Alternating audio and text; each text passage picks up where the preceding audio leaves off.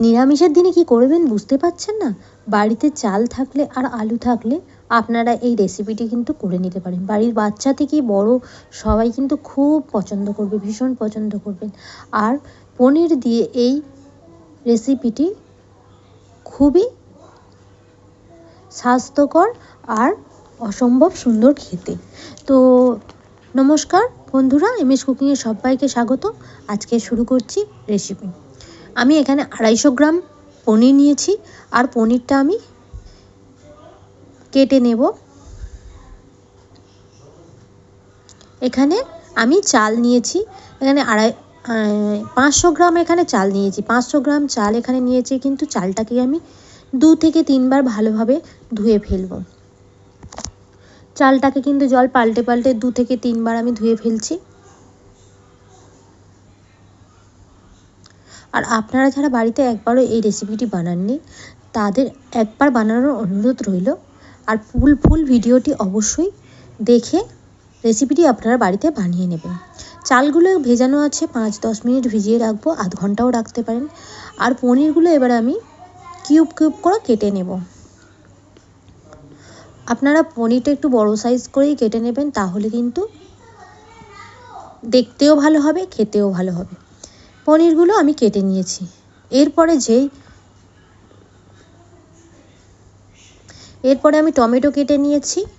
আমি ছোট ছোট দুটো টমেটো কেটে নিয়েছি। আর এখানে আমি পেঁয়াজ কেটে নেব। আমি খুব বেশি কিন্তু পেঁয়াজ দেব না এখানে আমি 2টো পেঁয়াজ কেটে নেব।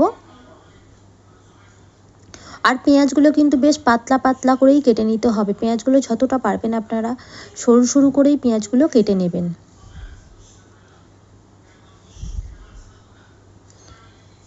পেঁয়াজগুলো বেশ সরু সরু করে আমি কেটে নিয়েছি। এখানে 2টো ছোটো সাইজের পেঁয়াজ কেটে নিয়েছিলাম। আর এখানে কাঁচা লঙ্কাও কিন্তু নিয়ে নেব। আর ঝালটা কম বেশি আপনারা ব্যবহার করে 2-4টে ইচ্ছা মতো ব্যবহার করতে পারেন।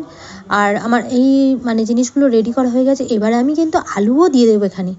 আলুর সঙ্গে কিন্তু এই পনির বিরিয়ানি বা পনির পোলাও যাই বলতে পারেন, কিন্তু খেতে কিন্তু দুর্দান্ত লাগে। যারা নিরামিষ খান কিন্তু তারাও কিন্তু পেঁয়াজটাকে স্কিপ করে এটা করে নিতে পারেন। আমি এখানে আলুটাকে কেটে নেব।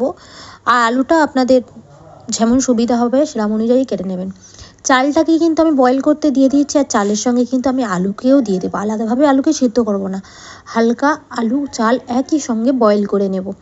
আর চালটা আমার এরকমভাবে আমি ছোটো জায়গার মধ্যে বসিয়েছিলাম। এবার আমি একটা ফুটো গামলা নেব, তার মধ্যে জলটা ঝারিয়ে নেব। আর চালটা কিন্তু অবশ্যই কিন্তু 90% সিদ্ধ করতে হবে। এখানে আমি কড়াই নিয়ে নিয়েছি। কড়াইয়ের মধ্যে সরিষার তেল দিয়ে দিয়েছি। তেলটা গরম হলে সেখানে আমি ওই আলুগুলোকে নিয়ে ভেজে নেব। আলুগুলোকে কিন্তু ভাজার সময় একটুখানি হলুদ আর নুন দিয়ে দেব।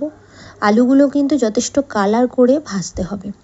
সুন্দর যেন একটা কালার আসে, আলুকে দেখলেই যেন বোঝা যায় হয়ে গেছে।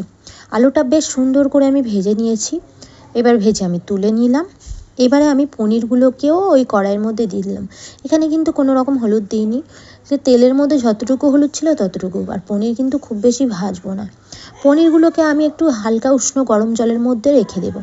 আর পেঁয়াজগুলোকে এখানে বেরেস্তা করে হাফটা তুলে নিলাম। আর হাফটা পেঁয়াজের মধ্যে এখানে আমি 2টো ছোটো সাইজের টমেটো কেটেছিলাম, সেই টমেটোগুলো আমি এখানে দিয়ে দিলাম। আর তার সঙ্গে একটু নুন দিলাম, হলুদ দিলাম আর লঙ্কার গুঁড়ো দিলাম।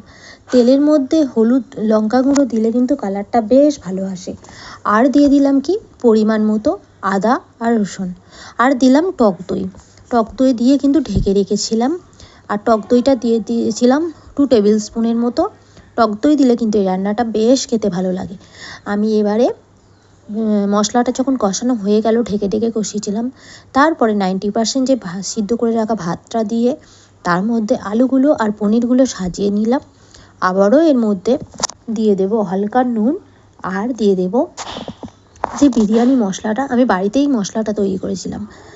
যদি আপনাদের রেসিপিটি লাগে তাহলে অবশ্যই কমেন্ট বক্সে জানাবেন।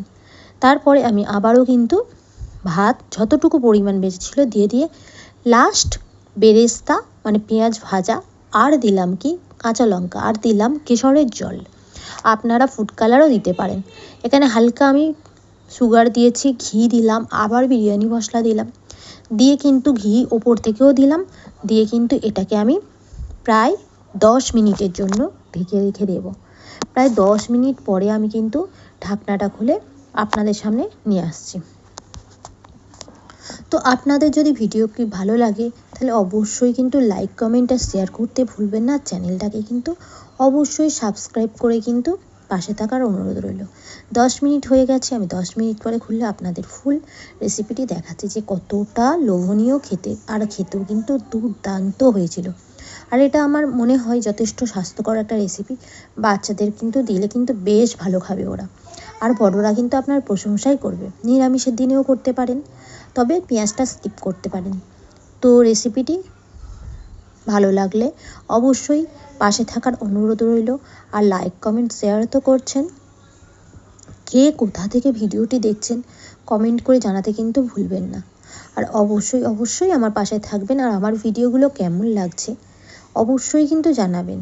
আমার এই পরিবারের সদস্য হয়ে কিন্তু আপনাদের কাছে রিকোয়েস্ট করছি যে আপনারা এই বিরিয়ানি বা পোলাও রেসিপি আপনারা বাড়িতে বানিয়ে নিন। তো আপাতত ভালো থাকবেন, সুস্থ থাকবেন।